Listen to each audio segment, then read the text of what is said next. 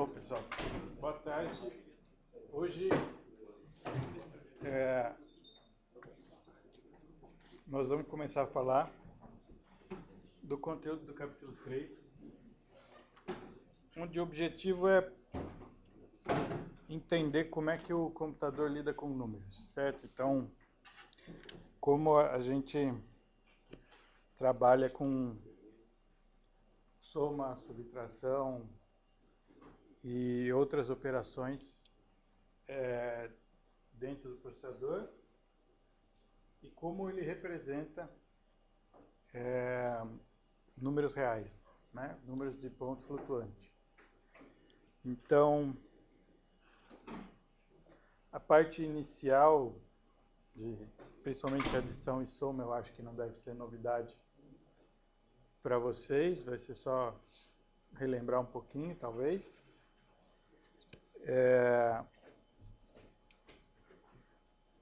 A parte de multiplicação e divisão talvez seja novidade. E ponto flutuante, eu não sei se vocês já viram a representação de ponto flutuante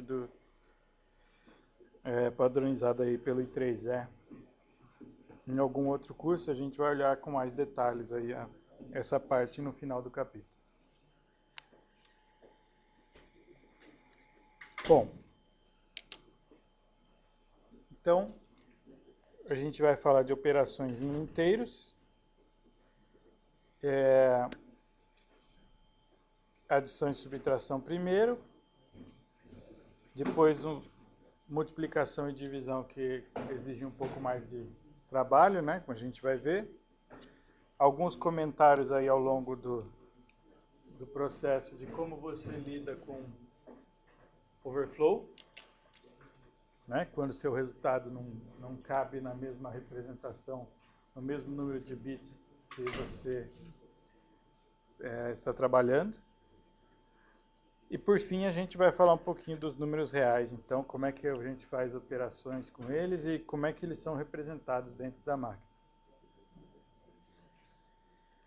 Bom, adição. Adição é bem simples, imagino que vocês já fizeram em outros cursos, aí soma e subtração em binário. Você vai somando bit a bit e levando o tal do carry, né? Que é o bit do mais 1, né? Então, 1 mais 1 dá 0 e vai 1 e assim por diante até você propagar a soma toda até o último bit. Bom, e aqui um detalhe que você tem que prestar atenção, que eu não sei se você já se preocupou algum dia, é com overflow, tá certo? Então, como é que você identifica o overflow quando você está fazendo uma soma, né? Quando você está fazendo uma adição? Você tem que pensar se o resultado pode precisar de mais bits do que os operandos que você está usando. Então, se você está somando número de sinais diferentes, né, o resultado não tem como ficar maior do que o que você tem, né? Ele vai, em valor absoluto, ele vai diminuir. Então, por isso que ele menciona aqui,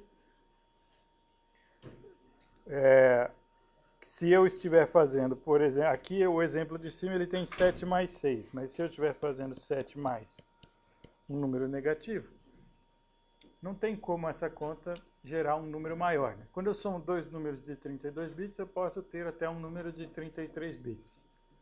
Se eu somo 2 de 4, eu posso ter até um de 5. Mas se eles têm sinais diferentes, isso não vai acontecer. Você vai continuar conseguindo representar na quantidade de bits que você tem. Então, quando que acontece o overflow? Quando eu preciso de um bit a mais. E aí eu vou perceber o seguinte, eu tenho um bit reservado para o meu sinal, certo? Que é o bit mais significativo. Se eu estou somando dois números positivos, eu tenho que terminar com um número positivo.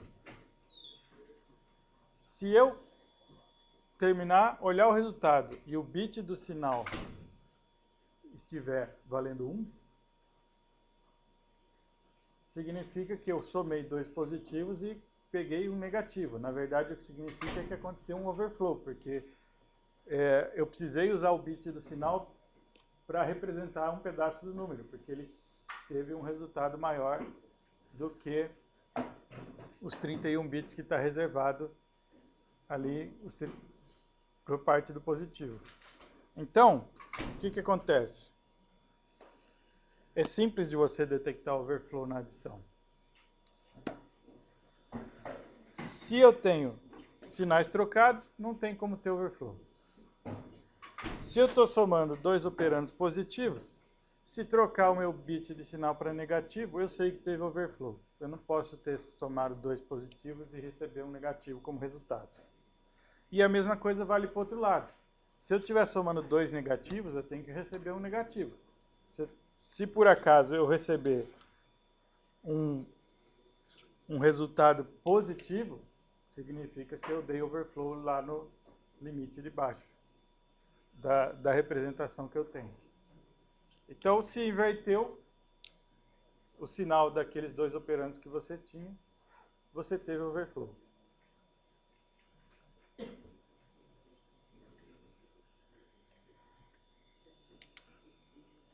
A subtração é a mesma coisa, né? No fundo, as duas operações são iguais.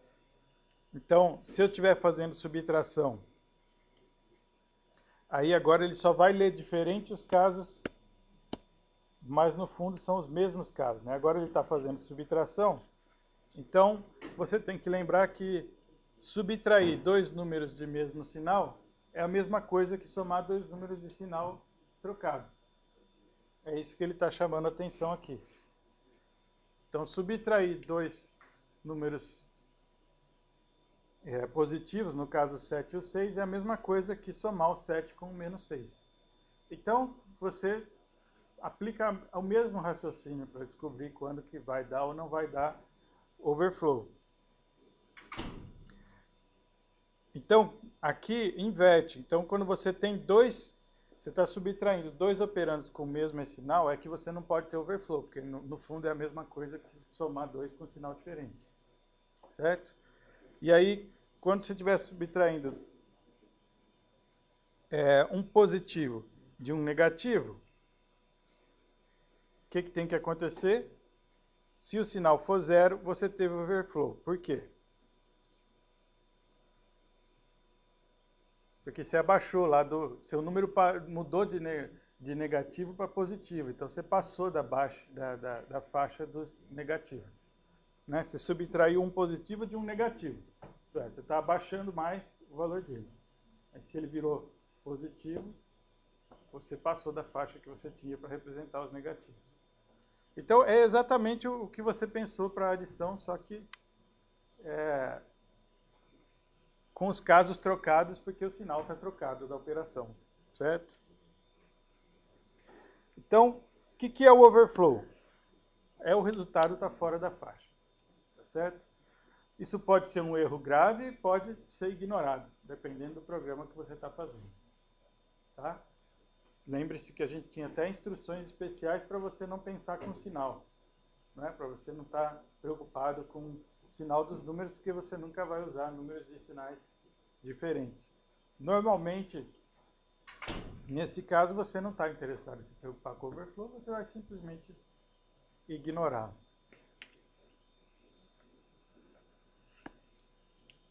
Então, o que você faz com o overflow?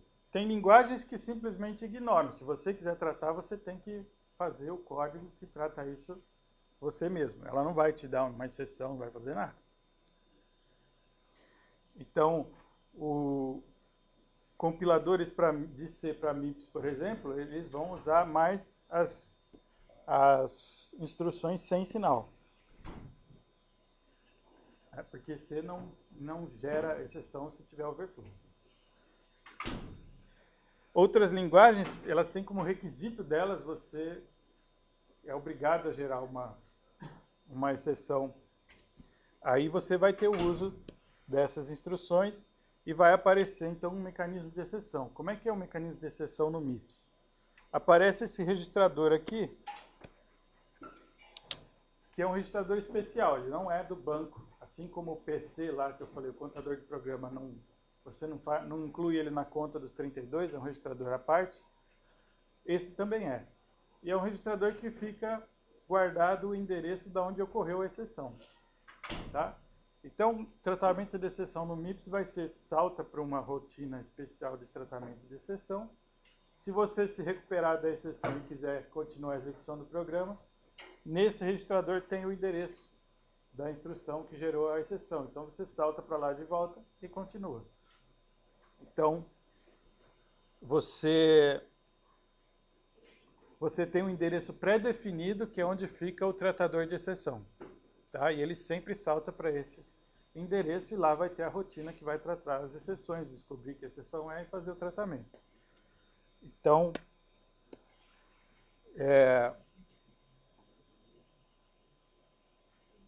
você consegue saltar, né? Teve exceção, você sai da execução do programa, vai lá nessa rotina, trata a exceção. Se ali pode ter casos onde você vai simplesmente abortar a execução, ou pode ter casos onde você vai se recuperar. Vai fazer alguma coisa e vai continuar a execução do programa.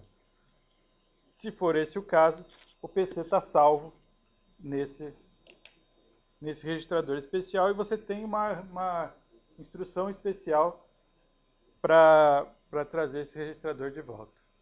Né? Você consegue, inclusive, ler o conteúdo desse registrador para você tratar e saber onde foi que deu a exceção. Unsigned. Não considera sinal. Não considera overflow, inclusive. Então, você não está representando o número em complemento de 2 aqui. Né? Você só tem números positivos. Mas somar isso aí, número de complemento de 2 e sem sinal, não é a mesma coisa? Não, você fica com um bit a mais, né? Com complemento de 2, você aumenta sua faixa. Se você não tem os negativos, você só tem positivos. O jeito de fazer a conta no hardware? Sim, é igual. Para ele saber se ele tem que tratar o software, né? Para o software, se ele vai gerar exceção de sinal ou não. Então, o hardware tem que dar isso para o software para você conseguir tratar de modelos diferentes. Lá, a LU, no final das contas, é a mesma. Só tem uma.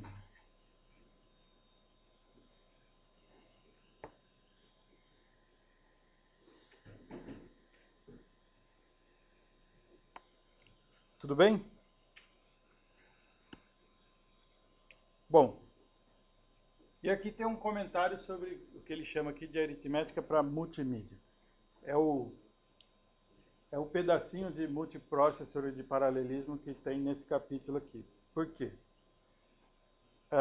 Porque existem certas operações aí quando você está pensando em multimídia, processamento de imagem, né, processamento de áudio, que se repetem muito, são muito comuns, né, e requerem uma grande quantidade de processamento aritmético. Porém, você muitas das vezes não está operando em valores grandes. Você está operando em vetores de bytes ou vetores de meia palavra, etc., porque o que você gasta para representar som, etc., não é 32 ou 64 bits. Você gasta menos. E aí o que acontece? Criou-se essa ideia aqui, ó.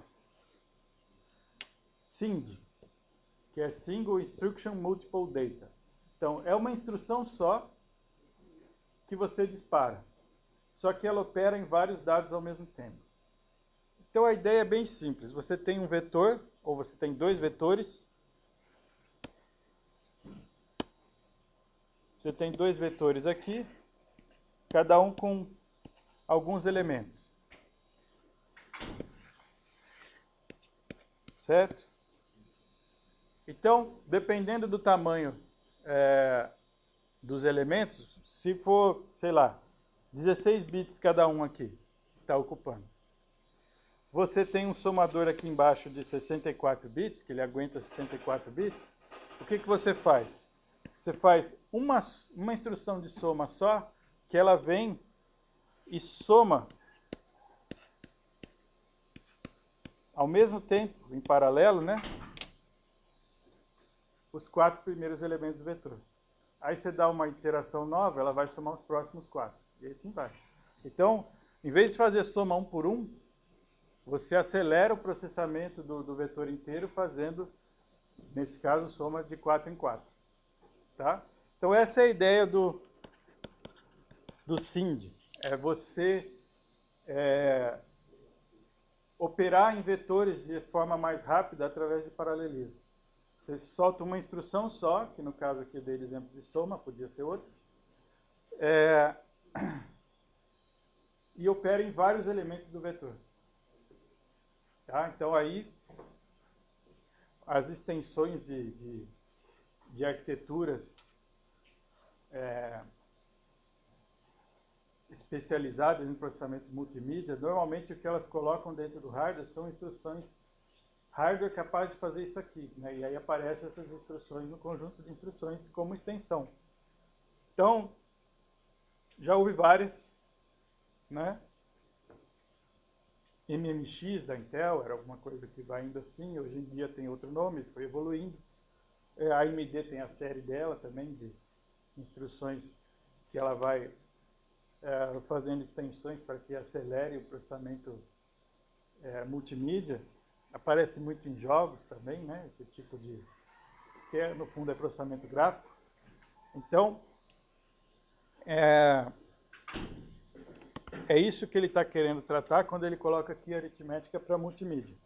É você fazer operações vetoriais no seu programa. Você pega vetores e faz a soma de vários elementos ou operações em vários elementos ao mesmo tempo. Outra coisa que normalmente tem nessas extensões são instruções capazes de fazer saturação. Também aparece muito em processamento de imagem esse conceito de saturação. Né? Aqui, o conceito de overflow que a gente viu nos slides anteriores, o que era? Você passa da faixa que você representa, isso vai gerar um erro, né? No fundo, se você está operando com um complemento de 2, vai trocar o sinal do número, porque é como se você desse a volta no espectro, né? Operação de modo. Quando você estiver usando instruções que tem saturação, não é isso que acontece. Ele estaciona no valor máximo. Então, se você somar 2 elementos e isso der mais do que o valor que cabe ali num elemento, ele põe o valor máximo que cabe no elemento e ignora o resto. Né? Então, você satura no máximo. E é um conceito que aparece muito em processamento de imagens também. Né? Você satura a cor, eleva todos os bits de cor ao máximo que pode, coisas desse tipo. Então, você pode ter instruções no processador que te ajudam a implementar esse tipo de código, que aceleram a implementação desse tipo de código. Tá? Normalmente aparecendo como extensões multimídia ou algo assim. Né?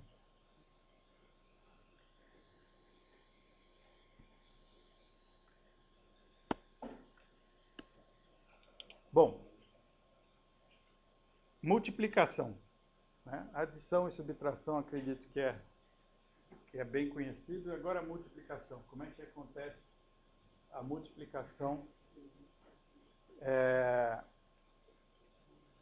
no hardware? Então, lógico que você vai lá no conjunto de instruções, vai ter a instrução mul de algum jeito no processador. Mas agora a ideia é entender o que acontece abaixo disso. Né? Como é que o hardware faz realmente a conta dessa multiplicação. Bom,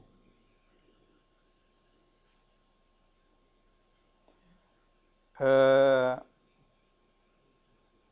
primeira coisa que tem aqui é uma conta feita do mesmo jeito que você faz à mão, com decimais, né? Só que usando apenas dígitos 0 e 1. Tá? Então você pode pensar nessa conta como 1000 vezes 1001. Tá? Então o que acontece? Quais são as operações que aparecem quando você está fazendo esse cálculo na mão? Você vai lá, pega o primeiro dígito e vai fazer 1 vezes 1000. Tá, 1 vezes 1000 é 1000, beleza. Próximo dígito é 0. Logo, vai ser tudo 0. Então, se você seguir fazendo a conta, você percebe que aqui os seus fatores intermediários, ou eles são uma cópia do multiplicando, né? Ou eles são 0. Então, é isso que traz o fato de você só estar lidando com dígitos 0 e 1. Facilita muito a sua conta. No fundo, você não tem conta de multiplicação, né? Porque a tabuada do 1 é bem fácil. Certo? Não tem conta. Ou você soma aquele valor, ou você soma 0. Então, outra coisa que você vai notar é que cada vez que você anda um dígito, né, do multiplicador, o que acontece? Essa soma acontece de forma deslocada. Tá? Então, a cada bit do multiplicador que você anda, você vai fazer a soma de forma deslocada. Então, no final, fazendo todas essas somas, você tem o resultado que é o seu produto. Tá? Aqui o problema de capacidade de armazenamento é até mais sério, né? Na multiplicação, o seu produto potencialmente tem a soma dos tamanhos do multiplicador com multiplicando.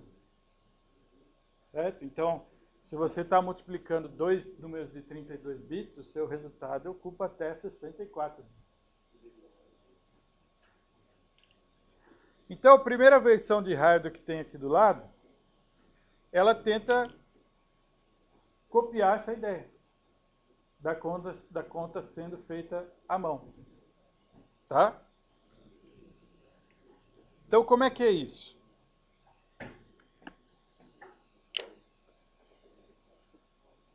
Eu tenho lá, esses retângulos são registradores. Então, aqui, aqui e aqui. Este aqui é o símbolo de uma LU. Bem, então, é onde a conta está sendo feita. Então, toda multiplicação nada mais vai ser do que somas sucessivas. Né? Como vocês já perceberam. E você tem um controlezinho aqui que é necessário para duas coisas. Para você ver se o bit é 0 ou é 1 e para você ver se já terminou a conta. Certo? Então, o que está acontecendo aqui? Se você acompanhar esse fluxo que tem aqui ao lado, você deveria entender o que está acontecendo no hardware. Então, você inicia, tá? E você testa. O primeiro bit do multiplicador. Se ele for 1, você vai seguir pelo caminho da esquerda aqui. Vai seguir pelo caminho da esquerda e vai somar o multiplicando ao produto e colocar o resultado no registrador de produto. Então você faz efetivamente a soma. Você nota aqui que a soma é do multiplicando com aquilo que estava no registrador de produto. Muito bem. Então, os produtos parciais vão todos sendo jogados aqui em cima. E no final você vai ter o produto computado nesse registrador aí. Muito bem. Se ele for 0, você vai seguir pelo outro lado, onde não tem a soma. Tá? Então, somar 0 é a mesma coisa que não fazer nada. E aí você tem duas operações de shift para ajustar o quê? Para dar o efeito desse deslocamento aqui. Você vai shiftar o multiplicador para a direita, porque eu processo esse bit, aí eu não preciso mais dele. Aí eu vou pegar o próximo, vou pegar o próximo, vou pegar o próximo. Então, esse efeito é dado deslocando o multiplicador para a direita. Então, você começa com 1001, faz o primeiro ciclo, o primeiro processamento, né, primeira iteração, joga o 1 fora, fica 100. Aí vai o 0 fora, depois o outro 1 fora. Quando acabar, acabou a multiplicação. Então, no caso de 32 bits, você vai fazer isso até acabar os 32 bits. E essa soma sendo deslocadas, essas somas parciais sendo deslocadas para a esquerda, você faz deslocando ou multiplicando para a esquerda. Tá? Então, se você pegar no primeiro fator que tem ali, é 100, que é 1000. Se você pegar o quarto fator que tem ali, é 100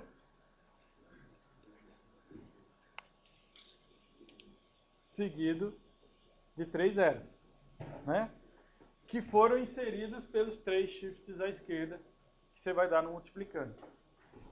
Então, provavelmente, você nunca pensou na sua multiplicação que você faz à mão assim, em termos de deslocamentos. Mas é isso que você está fazendo. Você está deslocando o seu multiplicando para a esquerda a cada iteração, somando ou não, dependendo do bit do multiplicador, né? Mas manipulando ele deslocado de uma posição à esquerda. Certo? Então, esse hardware faz exatamente isso. Testa o bit. Se for zero, ele não faz nada, ele já parte direto para os deslocamentos. Se for 1, ele dispara a soma. Soma do quê? Daquilo que está no produto com aquilo que vem do multiplicando. Desloca, parte para o próximo. Se você fizer isso, consumindo todos os 32 bits do multiplicador, você chega no produto final.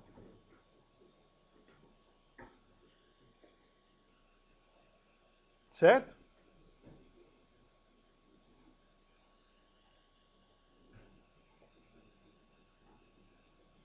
Sim? Oi. Nesse modelo aqui, ela vai levar. Então, quanto tempo demora essa multiplicação aqui?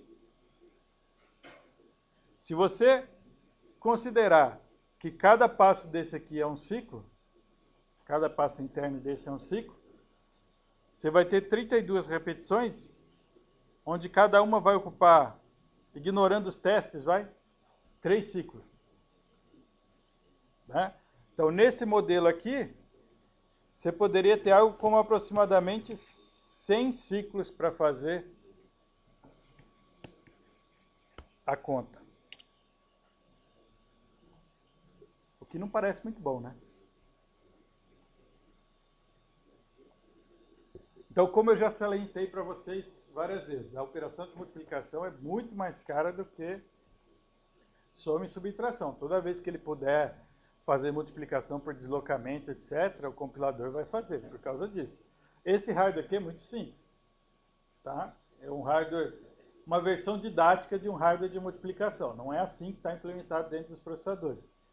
Porém, ainda assim, vai ficar mais lento do que fazer soma e subtração. Então, mesmo aqui, logo, logo, ele vai mostrar uma versão melhorada disso. Tá? Então, vamos fazer uns passos desse algoritmo para vocês verem a coisa funcionando e ver se entende realmente o que está acontecendo. Então, suponha que você vai querer multiplicar esses dois números.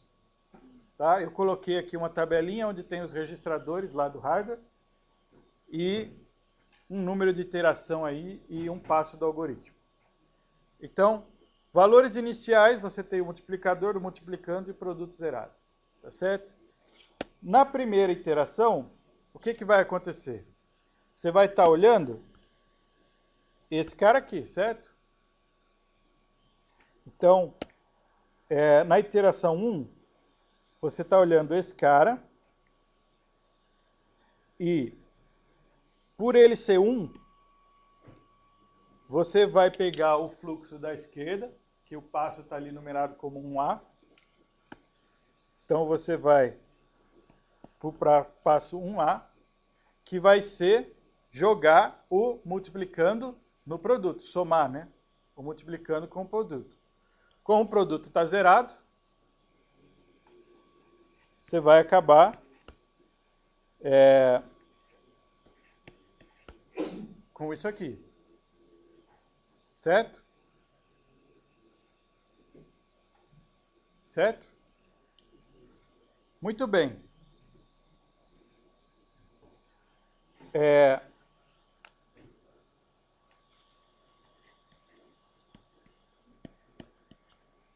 Vamos representar assim. Então, nessa iteração, eu estava olhando esse dígito. Ótimo. Quando eu for para a segunda iteração, o que vai acontecer?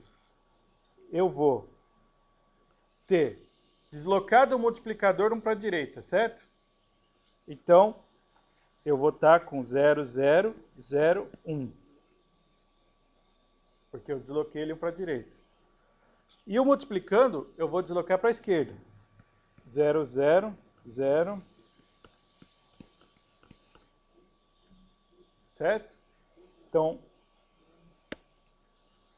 agora eu vou olhar esse bit aqui e esse cara aqui foi deslocado. Se você quiser acompanhar aqueles 4 bits lá, eles estão aqui agora. Bom, o bit é 1 de novo, certo? Se o bit é 1 de novo, eu vou de novo fazer aquele passo 1A, que vai somar o multiplicando com o produto. Como eu desloquei, a minha soma vai ser 0 mais 0, 0 mais 1, 0 mais 1 e tudo zero. Certo?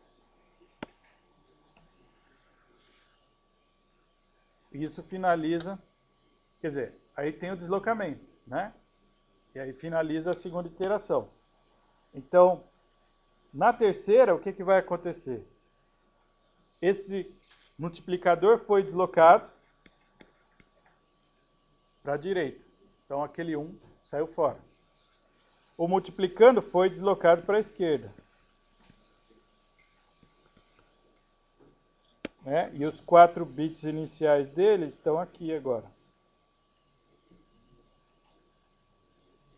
Aqui eu estou multiplicando números de 4 bits, né? Como vocês já perceberam. Então,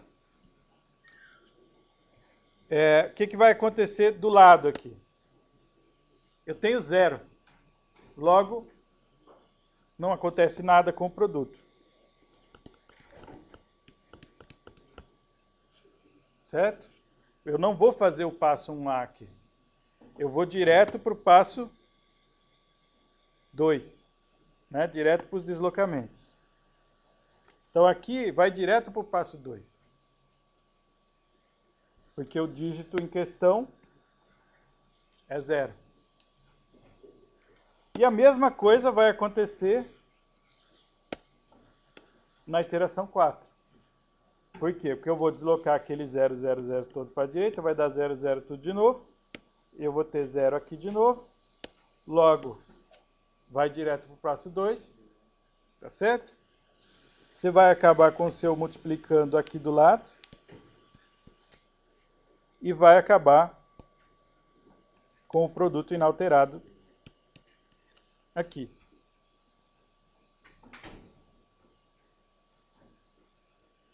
E aí, tá certo?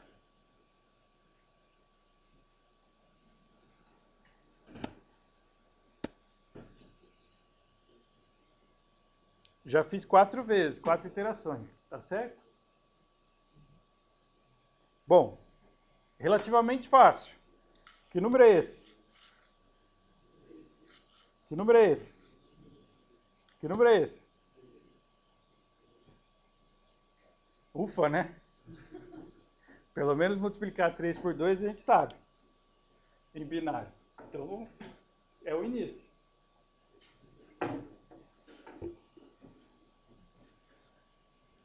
Certo? Pegaram a ideia? Agora, se você olhar aqui, você vê um monte de coisas que acho que podemos chamar de desperdício, né? Sim, é uma versão intuitiva, mas, por exemplo, eu tenho aqui um registrador que é o dobro do que eu preciso para o multiplicando. E o que de útil ele usa? Sempre os 4 bits, né?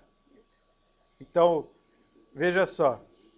Eu tenho os 4 bits iniciais ali do meu número, ele vai sendo deslocado dentro do registrador, mas não aparece mais nada de útil lá dentro. Eu termino com os mesmos 4 bits, só que do outro lado.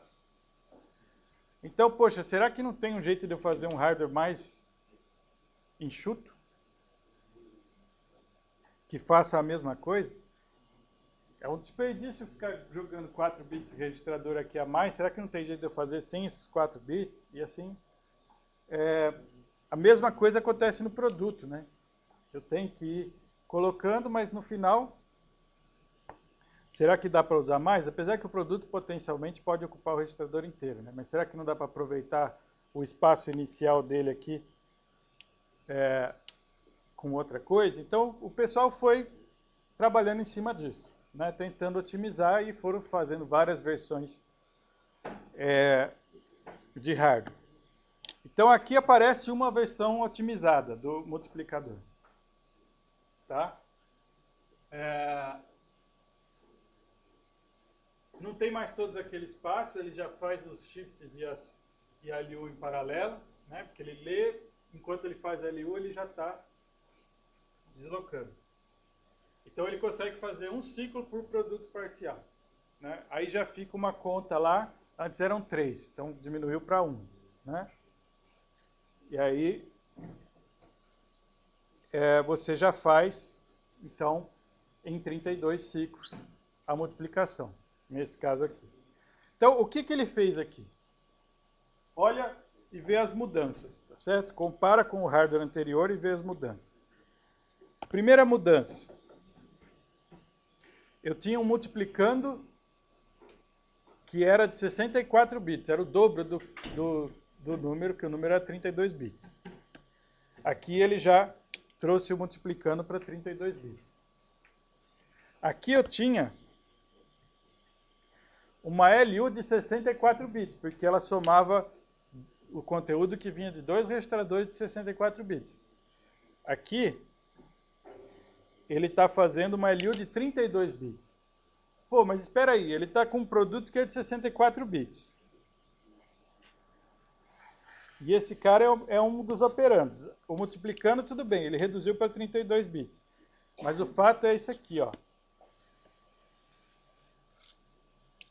Tá? Ele está dividindo o produto, está usando o registrador de produto dividido pela metade. Tá? E o que está faltando aqui nessa figura? Então, a soma da LU é com essa metade do registrador de produto.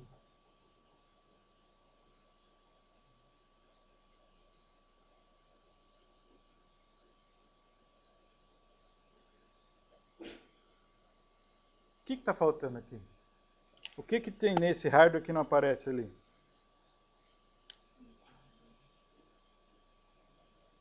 Quantos registradores eu tinha aqui? 3, certo? Quantos tem lá? Tem 2. Onde que está o meu multiplicador? Exatamente, ele vai guardar aqui, ó. Porque qual era o único uso do multiplicador? Era olhar o bit e jogar fora, certo?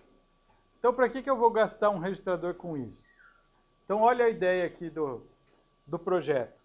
Eu começo guardando o produto só desses 32 bits mais significativos. Eu pego o meu multiplicando, somo aqui se for 1, né? Eu olho esse primeiro bit lá do multiplicador que está aqui no lado verde. Eu olho o bit dele, mais da direita, e vejo, é 1? É. Soma esse lado de cada produto que começa zerado com o multiplicando. Tá lá, beleza. Guarda aqui. Desloca tudo um para a direita. Deslocando um para a direita, ele joga o primeiro bit do produto aqui para dentro e joga fora o bit do multiplicador que ele não precisa mais. Certo? Então ele está seguindo nessa direção agora. Aí você falava, mas eu tinha que deslocar o multiplicando para a esquerda. Mas aqui tem o mesmo efeito, porque você deslocava o multiplicando para a esquerda e somava no produto. Em vez de deslocar o multiplicando para a esquerda, ele está deslocando o produto para a direita. O alinhamento de bits fica o mesmo. Então, o que acontece? Se você rodar isso 32 vezes, o seu produto vai sendo construído a partir do lado esquerdo e ele termina ocupando o registrador inteiro. Ele começa com 32 bits setados e ele vai setar os outros 32 bits depois. E vai perder o multiplicador. Sim, vai perder o multiplicador bit a bit, mas ele não serve para nada no meu resultado. Tá? Eu só olhava o bit e jogava fora. Olhava o bit e jogava fora. Então, você economiza espaço, né? Você tinha 2 registradores de 64 e um de 32. Agora eu tenho um de 32 e um de 64. Eu tinha uma LU de 64, agora só tenho uma LU de 32. E além disso eu consigo fazer, com um deslocamento só aqui, eu já mato o deslocamento do produto e do multiplicador. Tá? Então, com essas otimizações, eles conseguem transformar esse hardware num hardware que executa um ciclo por produto parcial, né? Um ciclo por adição daquela. Então, no caso aqui, como ele vai repetir 32 vezes, você vai transformar a sua multiplicação em algo da ordem de 32 ciclos. Já caiu por 1/3 do que era antes.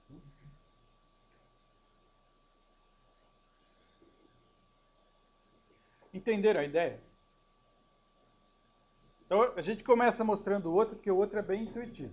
Esse aqui já não é tão intuitivo. Se você entender o outro, você percebe fácil o que está acontecendo. Começar por esse já seria mais confuso.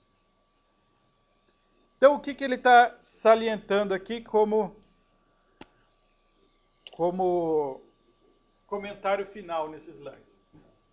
Isso aqui já é ok se multiplicações não são muito frequentes. Tá? Então, acho que já comentei isso com vocês, mas a premissa é sempre que a adição e subtração é muito mais frequente do que a multiplicação. Mas você pode ter aplicações numéricas aí, coisas que demandam muita multiplicação. Tá? Então, para esses tipos de aplicações, isso aqui não é bom o suficiente. Você ainda está com a multiplicação 32 vezes mais lenta do que fazer uma soma. Então, se você está numa aplicação que tem muita multiplicação, você ainda vai ter um problema relativamente grande aí de desempenho. Certo? Muito bem. Dá para fazer melhor?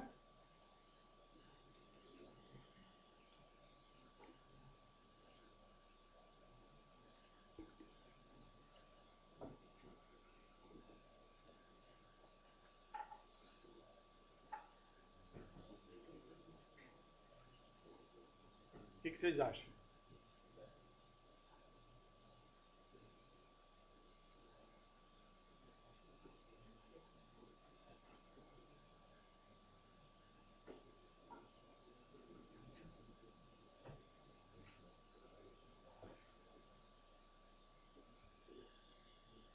Então vamos olhar aqui uma versão que eles chamam de multiplicador rápido, né? Multiplicador mais rápido. Tá? Então, qual é a ideia aqui? A ideia é paralelismo. Tá? É assim que ele vai acelerar a multiplicação. Então, o que ele faz? ele monta meio que uma árvore de somadores. Tá? Então, lógico, aqui você não está mais só trabalhando com um somador, você está trabalhando com um monte de somadores. Estou gastando mais, mas eu estou atrás de desempenho. Tá certo? Então, o que ele está fazendo aqui? Não sei se vocês estão conseguindo ler, mas o que é cada termo desse aqui que está entrando lá em cima nos somadores da primeira linha? É bit 0 do multiplicador vezes o multiplicando. O do lado. Bit 1 do multiplicador vezes o multiplicando. O do lado. Bit 2 do multiplicador vezes o multiplicando. E assim por diante. Certo? Então ele está já pré-calculando todos aqueles, se eu vou somar ou não multiplicando.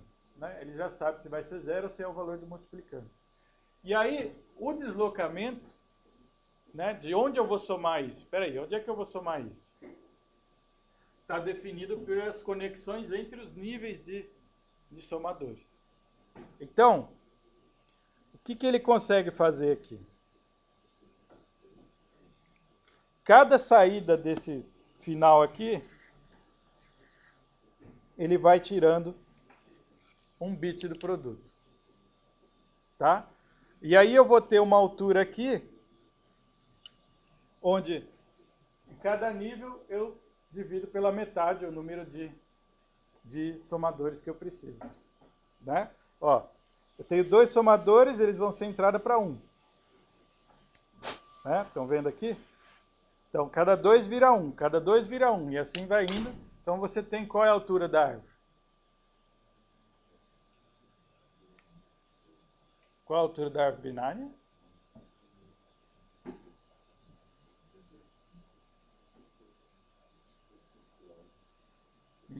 MC 202 ou algo assim? Se você está dividindo por 2, quanto você vai fazer? Log n, certo? Então você vai ter log n aí, linhas de somadores, considerando que cada um vai gastar um ciclo. Cada linha, então, vai ser feito tudo em paralelo e vai ser um ciclo por linha. Você acaba com quantos ciclos para 32 bits? Com 5 ciclos.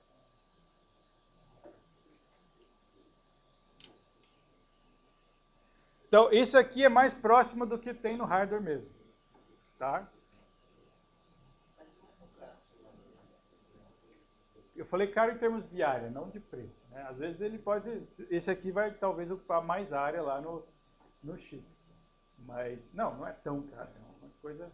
Somador de 1 bit ainda. Né? Não, aqui de 32 bits, mas não é algo absurdamente grande, não. Né? Mas um hardware desse aqui deve ser maior do que o do anterior. Né? Porque você tem muito mais... Você vai ter que, de qualquer maneira, ter um registrador aí no final para guardar o resultado, coisa do tipo. Mas é muito mais rápido, né? Saímos de 32 ciclos para 5 ciclos. Percebendo que você conseguia pré-computar os bits da multiplicação de antemão. Já que é só 0 e 1, então eu faço as somas de antemão. Na verdade, o que ele está fazendo é essas somas intermediárias aqui, ó. Essas somas intermediárias 2 a 2. Né? O que ele está fazendo é 1000 com 0, 0 com 1000. Aí o resultado, 1000 com 1000. E assim vai, só que respeitando o deslocamento. Por isso que tem aquela árvore propagando os bits conforme o resultado. Então,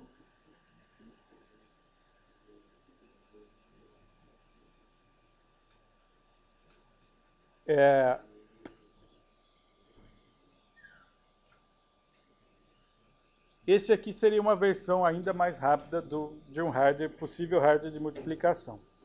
Tá, e o que o MIPS te dá em termos de conjunto de instruções? Né? Então, o que eu tenho para o software olhar e fazer multiplicação? Eu tenho 2 registradores de 32 bits, também separados, né? Que vão guardar o produto. Eu não tenho, lembra? Eu tenho 2 números de 32 bits sendo multiplicados, eu posso gerar quanto? 64. Então, ele vai ter a metade mais alta num registrador e a metade mais baixa no outro. Certo? Quais são as instruções aritméticas de multiplicação, então? É mul e multi-u, que seria o signed e o unsigned. Né? Como as outras também têm a versão signed e unsigned. Só 2 registradores, porque não tem registrador de destino aqui. Né? O registrador de destino é sempre esses 2 high e low aqui. São 2 registradores separados fixos. Tá? E aí, como é que eu... Bom, mas eu só uso aqueles 32 do banco. Como é que eu uso, então, o resultado de uma multiplicação de uma... E de uma divisão também, que vai ser no mesmo registrador que vai ficar o resultado. Então, eu uso com essas 2 instruções aqui, que é move from high para um registrador destino que eu queira, e move from low para um registrador destino que eu queira. Tá? Então, a multiplicação é em 2 etapas. Eu solto o multi, e depois eu tenho que usar o move from high e o move from low para pegar o resultado e poder usar na sequência do programa. Porque as outras instruções não operam nesses registradores aqui. Eles não são daqueles 32 do banco. Então a multiplicação tem, além de ter a multiplicação em si, tem outro passo que é de transferência dos registradores.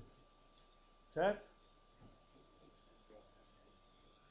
Muito bem.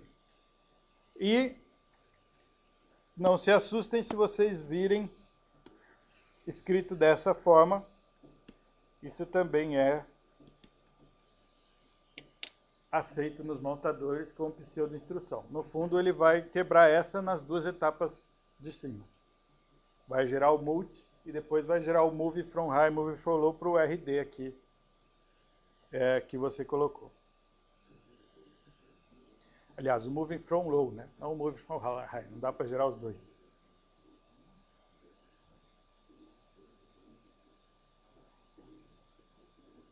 Bom, então se eu tinha 2 números de 32 bits, eu posso facilmente saber se o resultado cabe em 32 bits. É só testar o valor do high, por exemplo. Se o high não tiver coerente, se for 0 ou se ele for a réplica do sinal, né? Do lado de lá, se você estiver trabalhando com sinal. Se ele for igual ao último bit, ainda está valendo.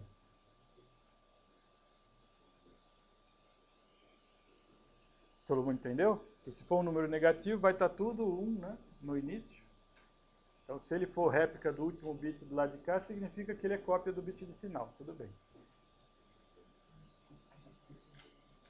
Então, desta maneira que você programa a multiplicação no assembly do MIPS. Dúvidas?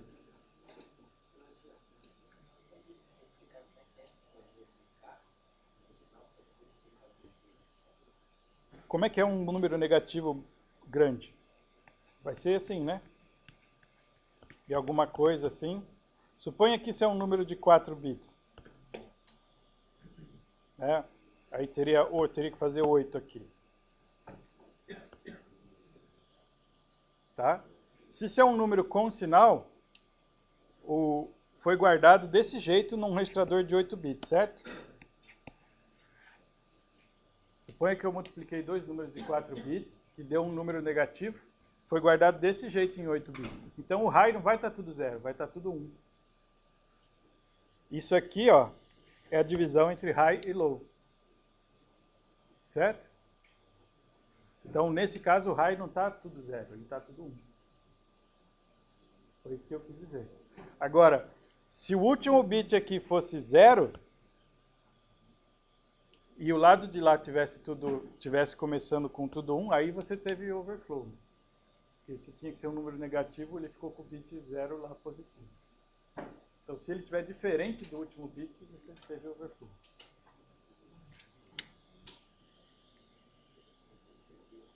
Certo? Mais dúvidas?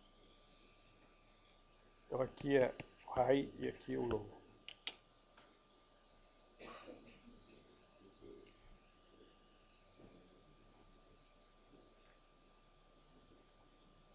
Entendido multiplicação, então? Beleza.